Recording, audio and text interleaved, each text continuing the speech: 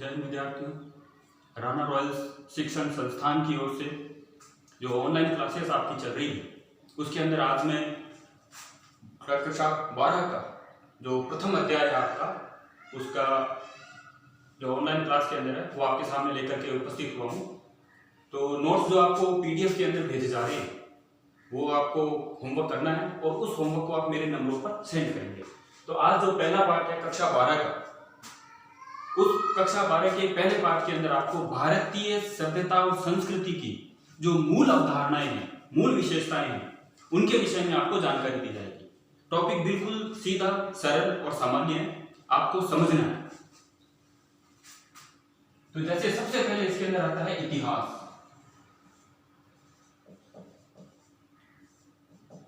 जब भी हम कोई विषय पढ़ते हैं उस विषय के पढ़ने के अंदर सबसे पहले यह जानना जरूरी होता है कि उस विषय का यह नाम क्यों दिया गया। जैसे अपना विषय है इतिहास, इसको इतिहास क्यों कहा जाता है, क्या कारण है कि इसका नाम इतिहास दिया गया है।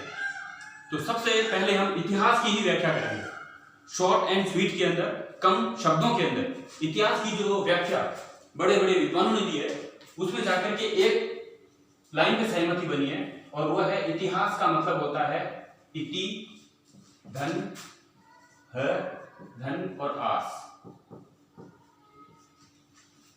इति है आस, इसका मतलब होता है ऐसा ही निश्चित रूप से हुआ है, क्योंकि बिना सिर पैर की बात करना यह इतिहास के सिद्धांतों के विपरीत है। इसलिए उसी बात को इतिहास का दर्जा दिया गया है, उन्हीं कहानियों को इतिहास का दर्जा माना गया है जिसका हमें पुख्ता प्रमाण उपलब्ध होता है। तो इति है आस यानी निश्चित रूप से ऐसा हुआ है, और निश्चित रूप से जब निश्चित शब्द जुड़ता है तो इसका मतलब है कि इतिहासकारों के पास उसके पुख्ता प्रमाण या सबूत हैं जिसके आधार पर वो सिद्ध कर सकते हैं कि ऐसा हुआ है। तो इति है आस का इतिहास शब्द माना गया है। आगे चल करके इतिहासकारों का जो मूल उद्देश्य है वो मूल उद्देश्य ये होता है कि इतिहास, मूल उद्देश्यों के अंदर इतिहास का जो भी हमें प्रमाण उपलब्ध है उस प्रमाण के आधार पर उसकी व्याख्या की जाए, तब जाकर के वो इतिहास की श्रेणी में माना जाता है। संस्कृत के अंदर एक उक्ति आती है जिसको कहा जाता है नामूलम लिख्यते किंचित। नामूलम लिख्यते किंचित।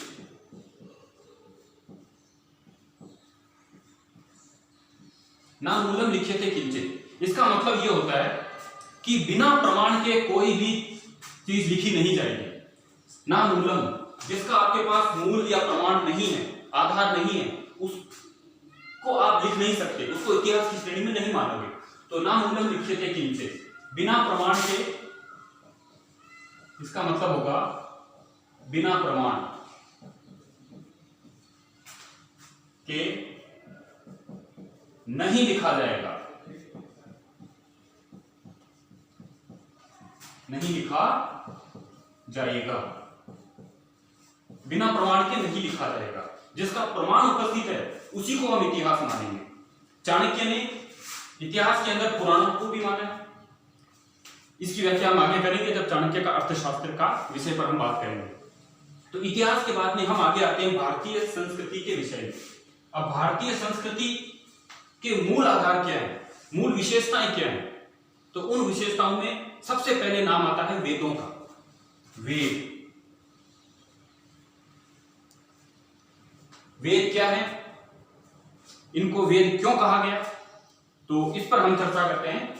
तो वेद बना है विद धातु से। संस्कृत के अंदर 2000 धातुएं हैं, जैसे इंग्लिश के अंदर हम जो के टेंस के अंदर शब्द आते हैं उसके आधार पर इसमें विद धातुएं, विद धातुओं से ही कई शब्द बने, जैसे चर से चलना बना है, लिख से लिखना बना है, पढ़ से पढ़ना बना है, उसी से विद का इसी से एक शब्द निकला है विद्वान, इसी से बना है वेद, जानना, ज्ञान होना। तो वेद से ही विद धातु बनी है, विद से वेद धातु बनी, सॉरी। अब वेद कितने होते हैं, वेद हमारी संस्कृति के अंदर सबसे प्राचीन ग्रंथ माने जाते हैं और वेदों के बारे में यह कहा जाता है कि ये अपौरुषेय है। शब्दों को ध्यान से देखना, अपौरुषेय, इस शब्द को हम कई बार गलत अर्थ में ले लेते हैं। कई विद्यार्थी ये सवाल करते हैं, साहब अपौरुषेय का मतलब क्या? इसको इंसानों ने नहीं लिखा। अपौरुषेय क्या है? तो अपौरुषेय का मतलब होता है कि जो इनको लिखने वाले व्यक्ति हैं वो महापुरुषों की श्रेणी में माने जाते हैं, क्योंकि इतना इनमें विज्ञान भरा हुआ है, ज्ञान का भंडार है। तो वेदों को अपौरुषेय माना गया है,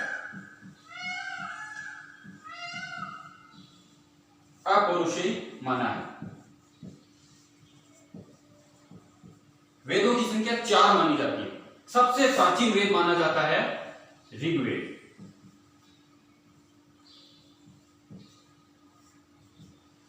सृष्टि का सबसे प्रथम संस्कृत ग्रंथ, सबसे प्राचीन संस्कृत ग्रंथ वो वेद माना जाता है। वेदों के अंदर ऋग्वेद माना जाता है, और ऋग्वेदों के अंदर ही आर्यों के आने का उल्लेख माना जाता है। ऋग्वेद में आर्यों का वर्णन है। अब आर्य शब्द पर भी कई बार हम कंफ्यूज हो जाते हैं, भाई आर्य क्या है? तो आर्य किसी जाति विशेष का, किसी धर्म से या किसी अन्य से इसका संबंध नहीं है। आर्य का सीधा साधा अर्थ दिया गया है श्रेष्ठ। आर्य का मतलब होता है श्रेष्ठ। श्रेष्ठ का ज्ञान में श्रेष्ठ, संस्कृति में श्रेष्ठ, सभ्यता में श्रेष्ठ, तो वो श्रेष्ठ माने जाते हैं। ठीक है, तो ये किसी जाति सूचक या धर्म से सूचक शब्द नहीं है। तो आर्य का वेद ऋग्वेद के अंदर माना जाता है। अब ऋग्वेद में कुछ बातों को लेकर के, जैसे कि आपकी किताब में उल्लेख है कि ये लोग मानने लगे थे कि भाई आर्य जो है वो बाहर से आए थे। कई लोगों ने इसको उत्तरी ध्रुव से आना बताया है, जैसे बाल गंगाधर तिलक है।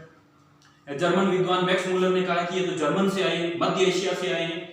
कुछ लोगों ने इसको, एक व्यक्ति ने तो इसको, जैसे अभी अपने राजस्थान के अंदर जो गुहिल वंश है उसको लेकर के ये कहा जाता है कि वो नौशेरवा इसके वंशज माने जाते हैं। लेकिन गुहिल वंश राजस्थान का वंश था, वो पूर्ण रूप से भारतीय है। तो यहाँ पर आर्य जो है वो श्रेष्ठ, इसका अर्थ लिया जाता है। ऋग्वेद के अंदर आर्यों का उल्लेख है। ऋग्वेद के अनुसार जो आर्यों की व्याख्या की गई है उसके आधार पर, और अब आगे चलते हुए ये बताया गया है कि ऋग्वेद के अंदर कुछ ऐसे मुख्य बिंदु बताए गए, जैसे उसमें सबसे पहले तीसरा अध्याय, तीसरा मंडल जिसको बोलते हैं, इसके अंदर इसमें गायत्री मंत्र का उल्लेख है। गायत्र्यास्तु परम नास्ते, गायत्री इसको महामंत्र माना गया है। गायत्री मंत्र को महामंत्र माना गया है, और इसके बारे में कहा जाता है कि गायत्र्यास्तु परम नास्ते, यानी विश्वामित्र ने इसकी रचना की थी। इसमें किसी देवता की मूर्ति, किसी भी प्रकार के कर्मकांड का कोई जिक्र नहीं है, कोई उल्लेख नहीं है। सीधी सादी पद्धति है, इस मंत्र को जपा जाता है, जिससे कहते हैं कि आपको धर्म अर्थ काम मोक्ष की प्राप्ति हो जाती है। तो गायत्री मंत्र समस्त पापों का नाश करने वाला, इसीलिए लाइन में बार बार बोल रहा हूं, गायत्र्यास्तु परम नास्ते, यानी समस्त पापों का नाश करने वाला गायत्री मंत्र माना जाता है। 10वां इसका जो मंडल है, 10वां मंडल, ये 2 मंडल थोड़े मुख्य हैं। 10वें मंडल के अंदर परम पुरुष यानी महापुरुष की जो एक छवि बनाई गई है, महापुरुष या परम पुरुष जिसको बोलते हैं अपन लोग, परम पुरुष। परम पुरुष के आधार पर यानी सृष्टि का एक महापुरुष परम पुरुष माना गया है, और उसके सिर से ब्राह्मणों की उत्पत्ति, सिर से ब्राह्मण। इसके बाद में आते हैं सीना, जिसको आप लोग भुजा बोलते हैं, आपका चेस्ट, भुजाएं, इसको यहां भुजा भी लिखते थे, भुजाएं। यहां से क्षत्रियों की उत्पत्ति मानी गई है। इसके बाद में आती है जंघा। जंघा को जानू के नाम से भी संस्कृत में उल्लेख किया गया। जानू का मतलब पेट का, और जंघाओं का घुटने तक का भाग, तो जानू।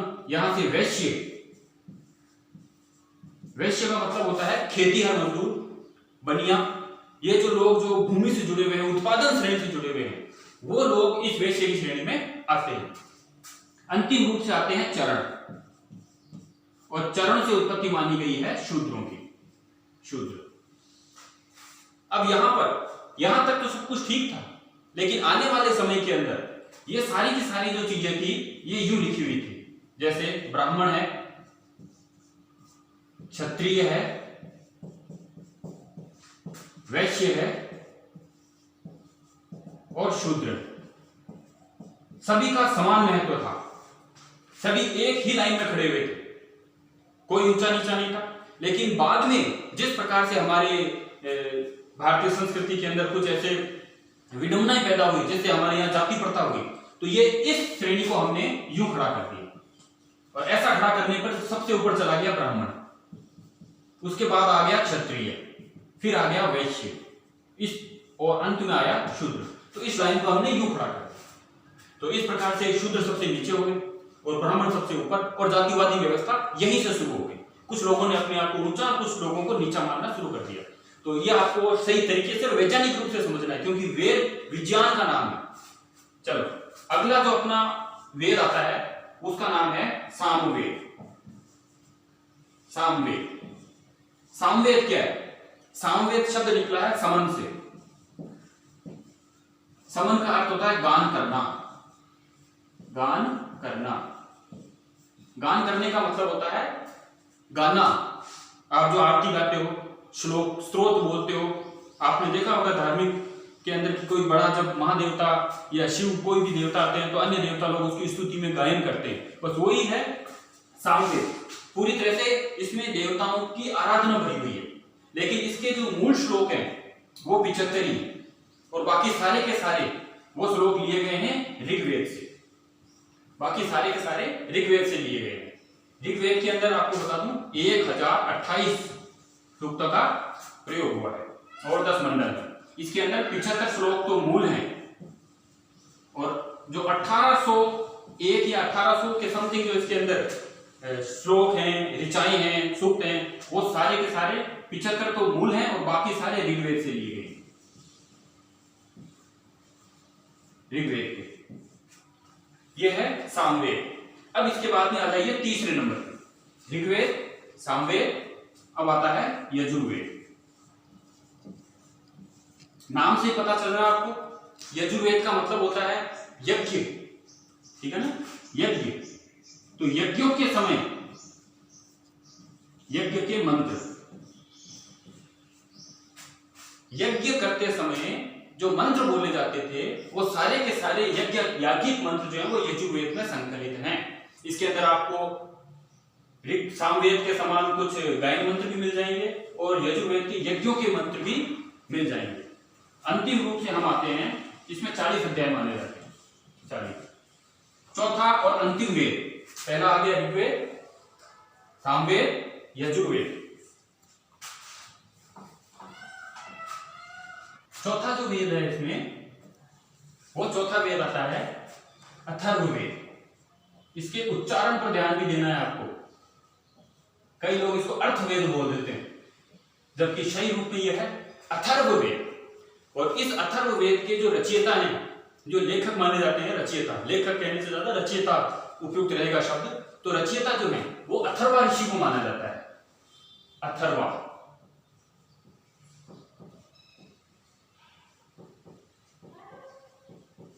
अथर्वा ऋषि इसके रचयिता माने जाते हैं। ये बहुत बाद का वेद है, और इस वेद को रचते समय इसके अंदर जो सबसे मूल चीज डाली गई है ना, वो सभी वेदों से अलग है। और सभी वेदों से अलग होने का कारण क्या है? इसमें जादू, टोना, मारण, तारण, उच्चाटन और साबरी मंत्रों का भी उल्लेख है। तो मारण, तारण, जादू, टोना, झाड़ फूंक, साबरी, ये सारी जो चीजें हैं, साबरी मंत्र अलग मंत्र होते हैं, इनके लिए किसी विधि विधान की ज्यादा आवश्यकता नहीं पड़ती है। ये अपने जो साबरी मंत्र आपने सुने होंगे अपने गांव के अंदर, कई बार जो ओझा लोग होते हैं वो एक तरह का मंत्र बोलते हैं, ज्यादा संस्कृत भी नहीं होती है, ज्यादा उलझुल भाषा भी नहीं होती उसके अंदर, लेकिन वो बोली जाती है, उसको साबरी मंत्र बोले जाते हैं, किसी विशेष विधि विधान की आवश्यकता नहीं होती है।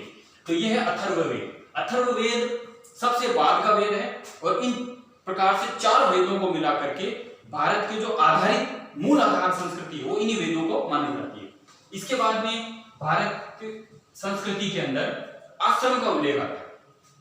आश्रम मेन पॉइंट है उसमें, आश्रम। आश्रम आपको समझना है, आश्रम क्या है? आश्रम का अर्थ जंगलों में कहीं दूर कुटिया बनाकर रहने वाले साधु, उनकी झोंपड़ियां नहीं होती कि बाबा जी आश्रम में रहते, वैसे आश्रम नहीं है। आश्रम का मतलब होता है आ प्लस श्रम, जहां बिना किसी भेदभाव के, चाहे वो राजा का पुत्र हो चाहे वो किसी गरीब का पुत्र हो, चाहे किसी वैश्या को, कोई भी हो वैश्य का पुत्र हो, वो वहां आए और वहां पर श्रम करे, मेहनत करे, अपने श्रम में योगदान दे समाज निर्माण में, उसे आश्रम, उस क्षेत्र को आश्रम कहा गया जहां ऐसी शिक्षा दी जाती थी। तो आ और श्रम दो शब्दों से मिलकर के बनाए।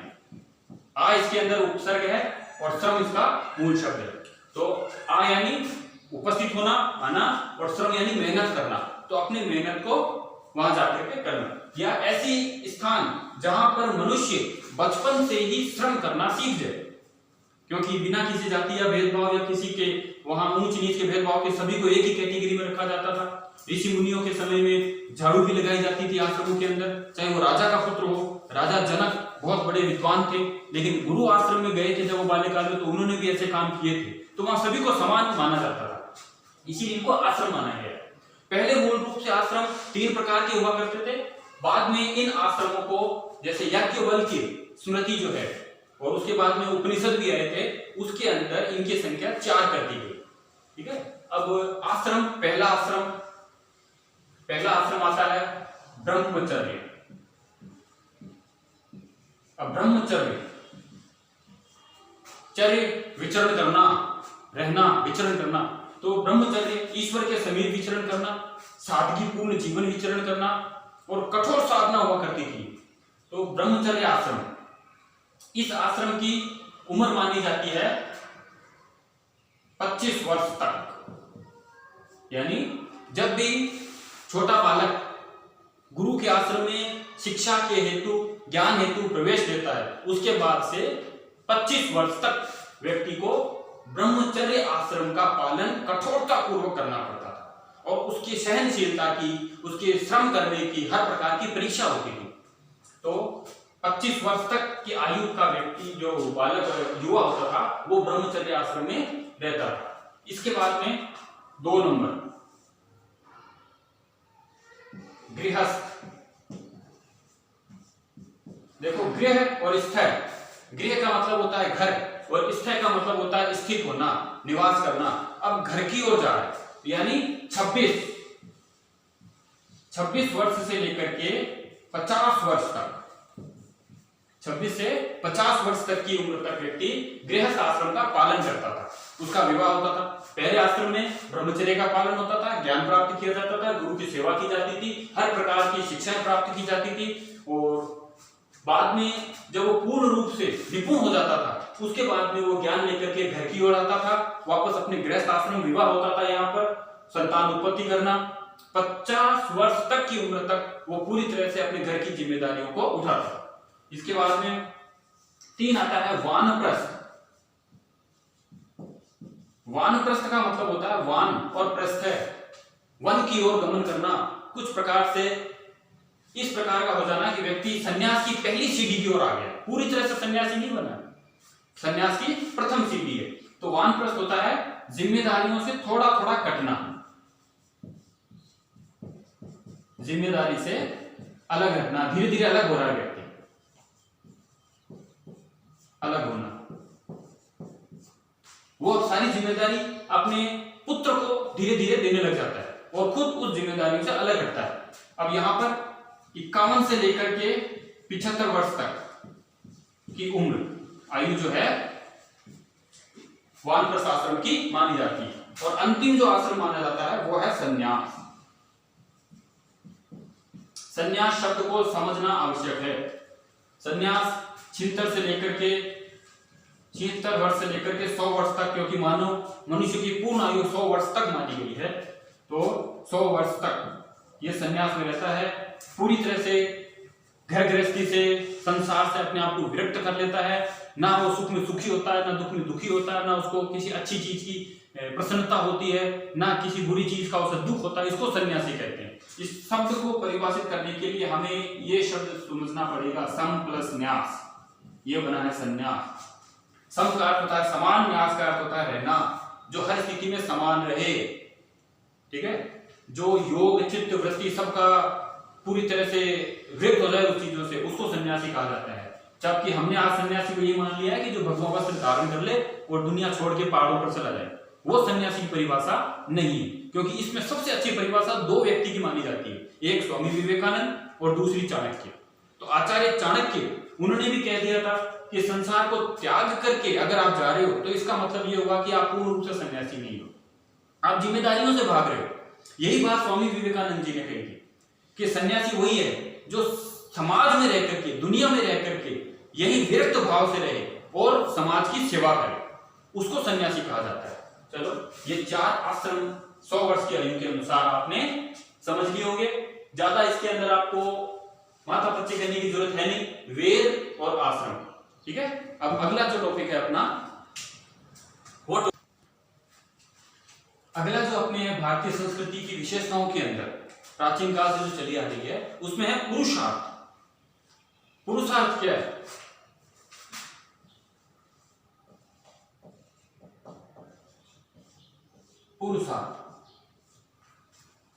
पुरुषार्थ 4 माने जाते हैं जो मनुष्य के जीवन को पूर्ण रूप से अर्थपूर्ण सिद्ध करते, सर्वांगीण विकास होने जो होता है उसे पूर्ण रूप से अर्थपूर्ण बना दे मनुष्य के जीवन को, क्योंकि बिना अर्थ का जो होगा वो निरर्थक होगा। इसलिए मनुष्य का जीवन अर्थपूर्ण होना चाहिए। अब अर्थ क्या है? पुरुषार्थ 4 होते हैं। उन 4 पुरुषार्थों के अंदर पहला जो पुरुषार्थ आता है वो लिया जाता है धर्म। देखो, सबसे बड़ी बात भारतीय संस्कृति की विशेषताओं में पुरुषार्थ है। पुरुषार्थों में सबसे मुख्य है धर्म। धर्म को पहला माना गया। अब धर्म क्या है, इसकी व्याख्या हम आज के धर्म के आधार पर नहीं कर सकते। जो हम आजकल जो धर्म चल रहे हैं, हिंदू, मुस्लिम, सिख, ईसाई, जैन, बौद्ध, यहूदी, ये धर्म नहीं। प्राचीन भारतीय सभ्यता धर्म किसे कहती थी? कर्तव्य और अकर्तव्य, यानी करणीय अकरणीय योग्य जो कार्य होते थे उनके आधार पर धर्म का पूरा विवेचन होता था। धर्म का अर्थ होता है करने योग्य कार्य, करने योग्य कार्य, वो कार्य जो आप करना चाहते हो और जो समाज के हित में हो, मानवता के हित में हो, सभी पर हित में हो, उसे धर्म कहा गया है। लेकिन वो वस्तु, जैसे मैं कहीं जाऊं और मुझे कोई चीज अच्छी लगे और मैं उसको ये सोचूं कि ये मुझे उठा के चल देना चाहिए, लेकिन आत्मा ये कह रही है कि नहीं ये गलत है, तो वो पाप आ जाता है। लेकिन अगर मैं कोई भूखा बैठा है या कोई प्यासा व्यक्ति है उसको जल पिलाऊं और मेरी आत्मा से आवाज आती है, मेरे मन से आवाज आती है कि ये प्यासा व्यक्ति, इसे जल की आवश्यकता है, मुझे पिलाना चाहिए, वही मेरा धर्म है, क्योंकि वो करने योग्य कार्य है। तो इसी को हम बोलते हैं धर्म। ये सबसे पहला माना जाता है। 4 पुरुषार्थों में धर्म को सबसे ऊपर रखा गया है, क्योंकि इसके बिना तीनों पुरुषार्थ बेकार। अब दूसरा नंबर अर्थ। अर्थ क्या है? अर्थ का सीधा साधा अर्थ, कई बार हम अर्थ का ये मतलब लगा लेते हैं कि इसका तो मतलब होता है, नहीं, वो मतलब अलग है। अर्थ का अर्थ होता है धन। धन, तो धर्म के अनुसार आप जो धन कमाओगे उसको हम अर्थ मानेंगे, क्योंकि बिना धर्म के आप गलत तरीकों से अगर धर्म कमाओगे तो वो पाप की श्रेणी में आ जाएगा, अत्याचार अनाचार की श्रेणी में आ जाएगा। इसलिए धर्म के आधार पर आपको धन कमाना है, इसलिए धर्म को ऊपर रखा गया। तो धन। इसके बाद में तीसरे नंबर पर हम आते हैं काम।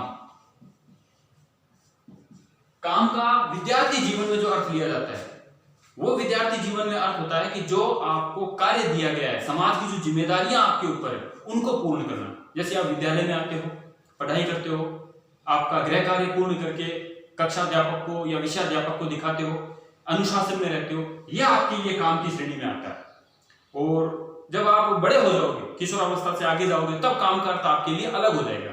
तो यहां पर आपको काम का अर्थ ये लेना है कि वो कार्य जो आप जिम्मेदारी समझ करके आपको करना है, कर्तव्य समझ के करना है, वो काम। लेकिन इसके लिए भी धर्म की आवश्यकता होगी। धर्म पूर्ण किया गया कार्य, नियम के अनुसार किया गया कार्य। नियम से पूर्ण किया काम या कार्य, इतना ही आपको लेना है। फिर आता है मोक्ष। ये अंतिम पुरुषार्थ है। 4 पुरुषार्थों में मोक्ष, जो मोक्ष की इच्छा रखता है उसे मुमुक्षु कहते हैं। तो यहां पर मोक्ष का अर्थ होता है अलग अलग चीजों में अलग अलग व्याख्याओं में अलग अलग होता है। इसको निर्वाण भी कहा जाता है, इसको महापरिनिर्वाण बौद्ध धर्म में कहा जाता है, जैन धर्म में निर्वाण कहा जाता है, बुझ जाना हो जाता है। लेकिन मोक्ष का अर्थ होता है कि इंसान मनुष्य जब अपनी पूरी इच्छाएं कर लेता है, पूरा प्रकार से जीवन जी लेता है, अपने आश्रमों की पूरी व्यवस्थाओं का निवारण कर लेता है, जिम्मेदारियों से मुक्त हो जाता है, उस समय जो उसकी इच्छा होती है वो मोक्ष होती है। यानी जीवन चक्र के जो जीवन और मृत्यु का जो चक्र है उससे मुक्त होने की इच्छा, यही मोक्ष है। और ये तभी प्राप्त होगी जब आप इन तीनों का सही रूप से पालन करोगे। इन तीनों का धर्म, अर्थ और काम। आप धर्म के अनुसार आचरण करो, अर्थ को समाज उपयोगी काम में लगाओ, समाज के लिए समाज उपयोगी,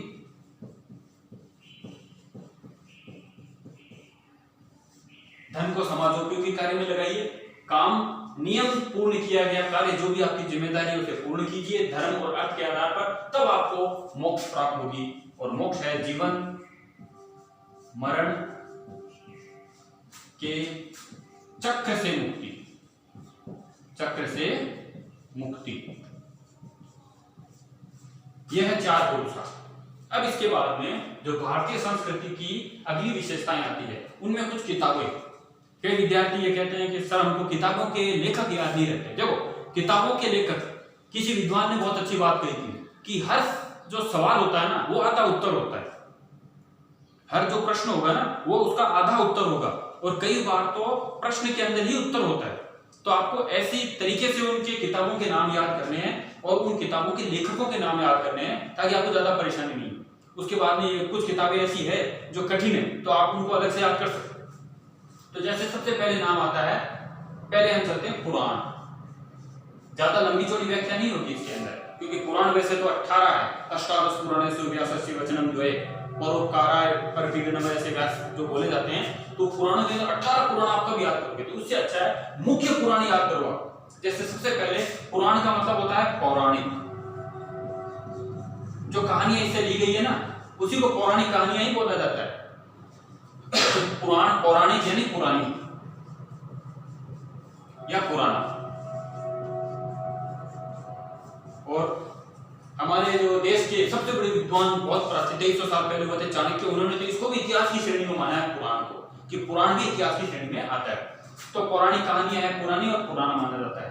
पुराण के 5 प्रमुख इसके भाग होते हैं। जैसे पहला भाग होता है सर्ग, दूसरा होता है प्रतिसर्ग, सर्ग प्रतिसर्ग, तीसरा होता है वंश, चौथा होता है मनवंतर, और पांचवा होता है वंशानुचरित।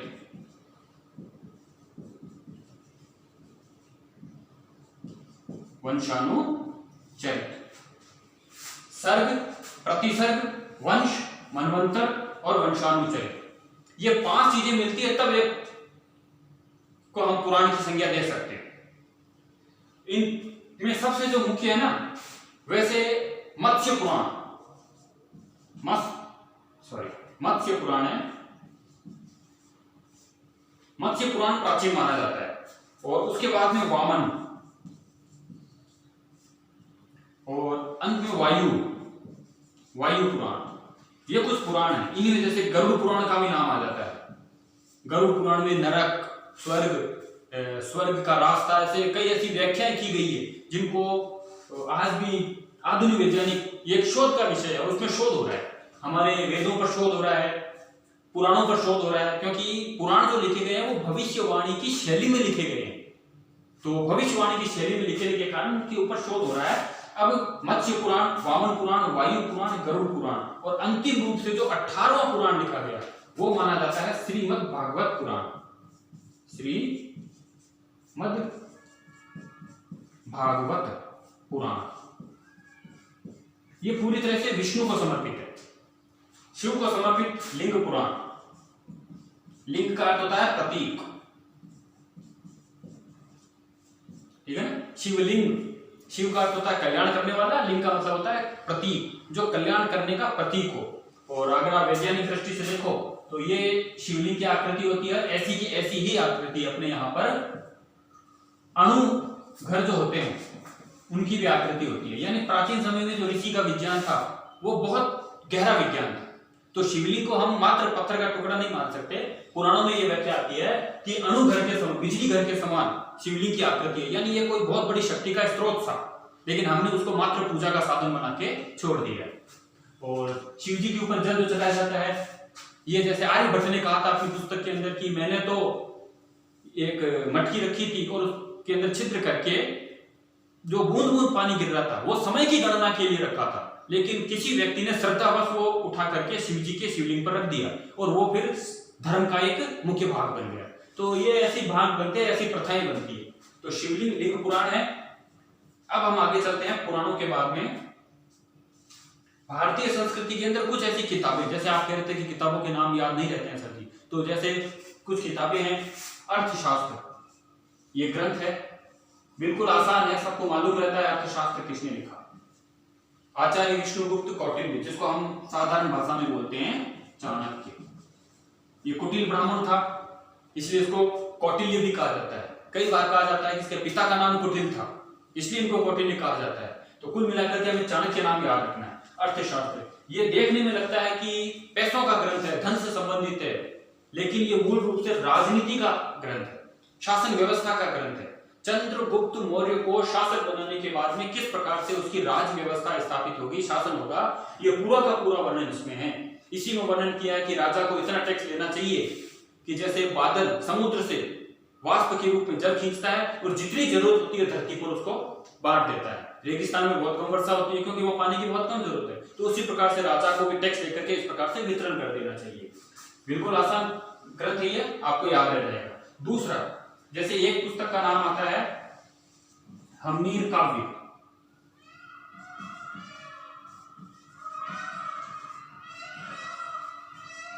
फिर इसके बाद में आता है पृथ्वीराज रासो। ये कुछ ऐसी किताबें हैं जिनके नाम याद रखना बिल्कुल आसान है। पृथ्वीराज रासो, इसका लेखक चंदुबरदाई। चंदुबरदाई, इसका असली नाम था पृथ्वी भट्ट। कहते हैं कि ये स्नान नहीं करता था काफी लंबे समय तक, तो मजाक मजाक में जो पृथ्वीराज चौहान था वो इन्हें जबरदस्ती उठा करके बचपन वाले काल में जब ये साफ पटा करते थे तो स्नान करा देते थे। तो ऐसे इनके बारे में कथाओं में वर्णन है। पृथ्वीराज रासो के अंदर पृथ्वीराज की ऐसी महिमा का बखान किया गया है कि इनको एक आदर्श राजा के रूप में स्थापित किया गया है। और कुछ लोगों ने इसको मन गढ़ंत भी माना है क्योंकि इसके अंदर कुछ ऐसी चीजें हैं जो आज के परिप्रेक्ष्य के अंदर सटीक नहीं बैठती है। जैसे पूर्व की हवा, पश्चिम का पानी, दक्षिण का पत्थर या पारस पत्थर लेकर के आना। तो उस आधार पर कहा गया है कि चंद्रबरदाई ने पृथ्वीराज रासो में पृथ्वीराज को एक महान पुरुष के रूप में गठित कर दिया, क्योंकि ये एक आश्रित कवि था। तो इस प्रकार से राजा को ऐसी महिमा का बखान किया गया।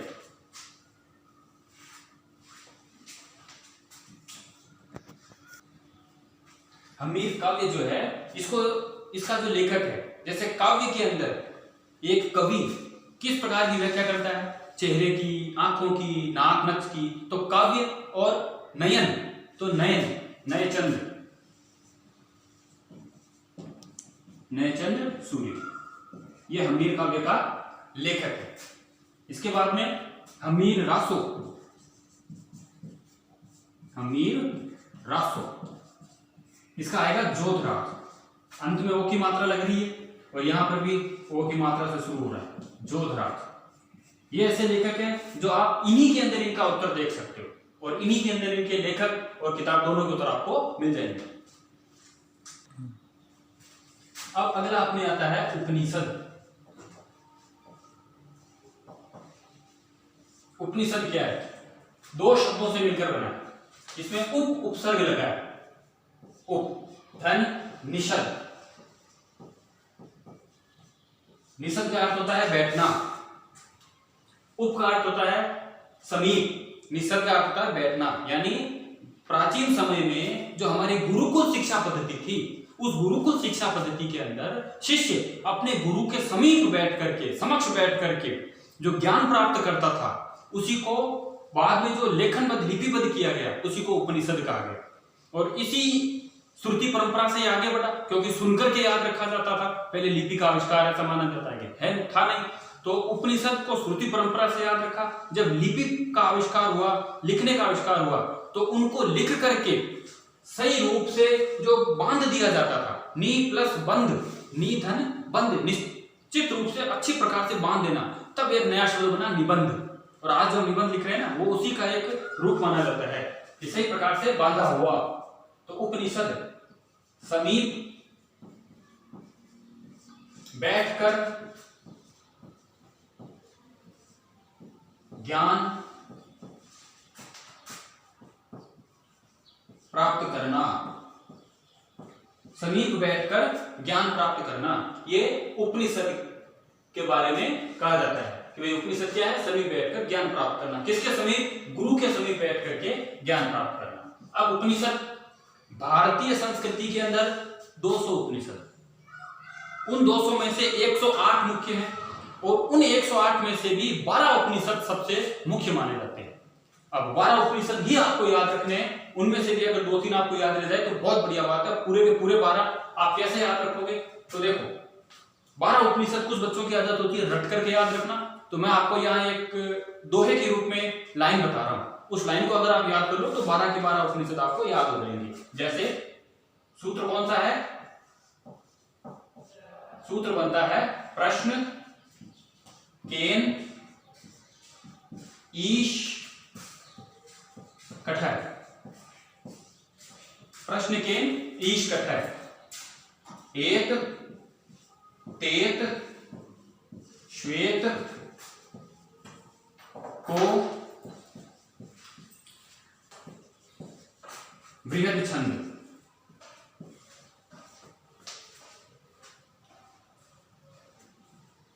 एक, दो, तीन, चार, 5, 6, 7, 8, 9, 10 हो गए। यहां एक और आएगा मुंड मांडू, सॉरी, मुंड और मांडू, ये 12 है। प्रश्नोपनिषद, केनोपनिषद, ईशोपनिषद, कठो या कठोपनिषद, मुंडकोपनिषद, मांडुक्य उपनिषद, एक उपनिषद, ऐतरेय, तैत्तिरीय उपनिषद, श्वेतोपनिषद, कौशितकीय उपनिषद है, यह है कौशितकीय, कौशितकीय उपनिषद, बृहदोपनिषद और छांदोग्य उपनिषद, छांदोग्य, मांडुक्य,